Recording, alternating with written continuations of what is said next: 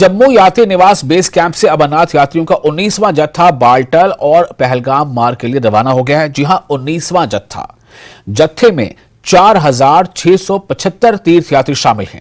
कड़ी सुरक्षा व्यवस्था के साथ 169 वाहनों में बालतल के लिए 1,825 यानी बालतल के रास्ते से जाने के लिए और पहलगाम रूट के लिए 2,850 तीर्थयात्री रवाना हुए।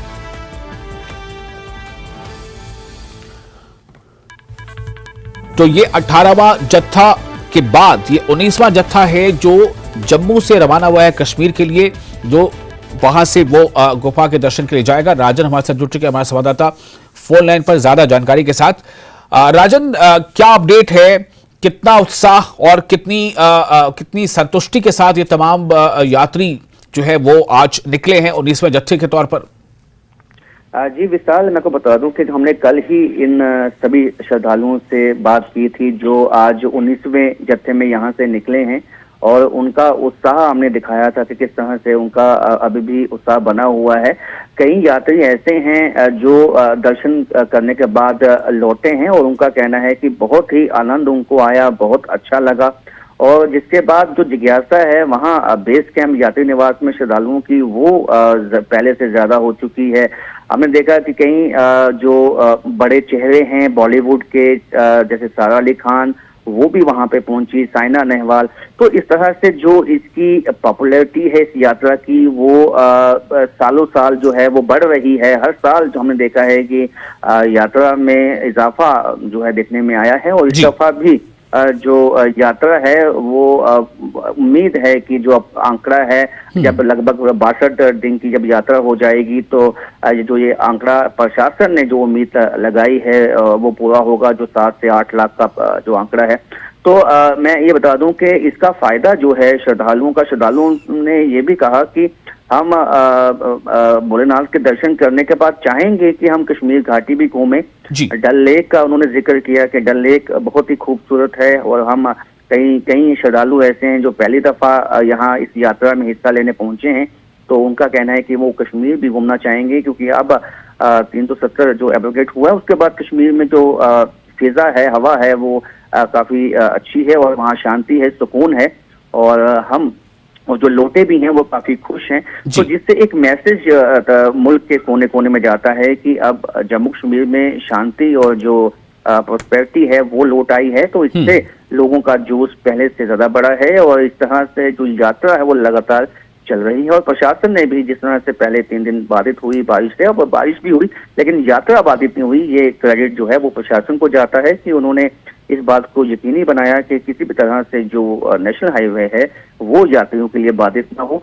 तो जैसा उत्साह पहले दिन था वैसा ही उत्साह अब आज भी यात्रियों में बना हुआ है। जी, लेकिन ये राजन, सिर्फ एक जानकारी के लिए पूछ रहा हूं कि ये जो 19वां जत्था है इसमें कुल जो जत्थे में शामिल यात्री हैं उनकी संख्या 4,675 है। यानी कि हमने ऐसा भी देखा था कुछ जत्थे में 6,000 से ज्यादा लोग भी शामिल थे।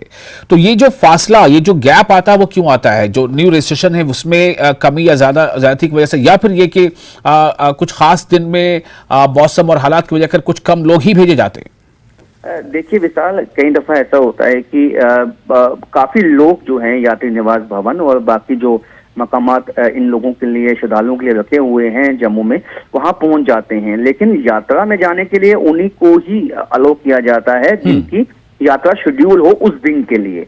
यानी कि अगर 4,675 श्रद्धालु यहाँ से निकले हैं तो उनका जो रजिस्ट्रेशन हुआ है उसका जो शेड्यूल दिन था वो आज का था, यानी कि उनको 19वें बैच में यहाँ से निकलना था। अब जो 20वें बैच में कल जाने वाले श्रद्धालु हैं वो भी काफी संख्या में जम्मू पहुंच चुके हैं, लेकिन उनको आज जो है वो जाने की अनुमति नहीं होती है। उनको अपने तयशुदा जो समय होता है उसी पे ही अनुमति होती है। व्यवस्थित जो है यात्रा चलाना ये प्रशासन की प्राथमिकता है। तो इसी के चलते जो हमने देखा कि आंकड़ा जो है कभी 7,000 या 8,000 के पास भी पहुंचा जो प्रतिदिन सुबह यहाँ से यात्रा निकली। जब यात्रा 3 दिन के लिए यहाँ बाधित थी तो जो बैकलॉग था वो भी प्रशासन ने साथ साथ निकाला।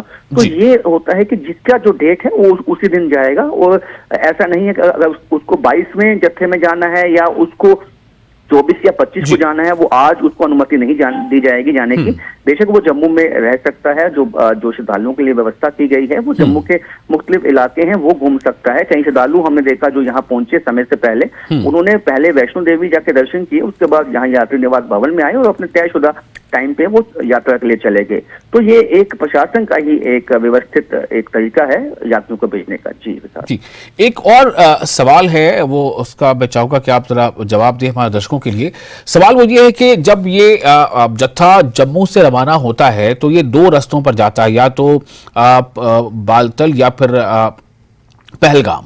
तो इन दो रास्तों पर क्या जम्मू से यात्री निवास से निकलते ही ये चाहें तो अपनी मर्जी से पैदल ही यहां से रास्ता आगे तक जा सकते हैं, या फिर इनको कहां तक जाना जरूरी है उन बसों या गाड़ियों से जो इस एडमिनिस्ट्रेशन ने मुहैया कराई है? देखिए विशाल, ये जो चुनाव है ये खुद श्रद्धालुओं को करना होता है।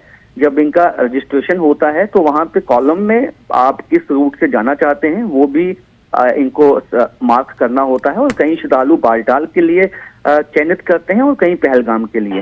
तो यानी कि इनकी यात्रा पर्ची पे ही ये लिखा होता है कि ये यात्री जो है वो बालटाल या पहलगाम से जाने के इच्छुक हैं। तो उसी के मुताबिक जो बसेस होती हैं इनकी, उस पे भी जो पर्ची लगाई जाती है, उस पे जो साइन जो कोड लगाया जाता है वो यात्रा के रूट के हिसाब से लगाया जाता है। और जब ये यात्रा श्रीनगर पहुंचती है तो अलग अलग अपने एक चंदनवाड़ी की तरफ चली जाती है और दूसरी अपने बालटाल रूट की तरफ जो है वो गाड़ियां निकाली जाती हैं जो बालटाल रूट के लिए ही निकली होती हैं। दोनों के जो सिक्योरिटी ऑफिसर्स होते हैं दोनों रूट्स के लिए वो अलग अलग होते हैं। और जो सीआरपीएफ के जो कॉन्वॉय है, पूरा सिक्योरिटी कॉन्वॉय इनके साथ चलता है और इस बात को यकीनी बनाता है कि यात्रा ये समूह तरीके से पहुंच सके। जी जी, बहुत शुक्रिया आपका राजन, तमाम जानकारी के लिए।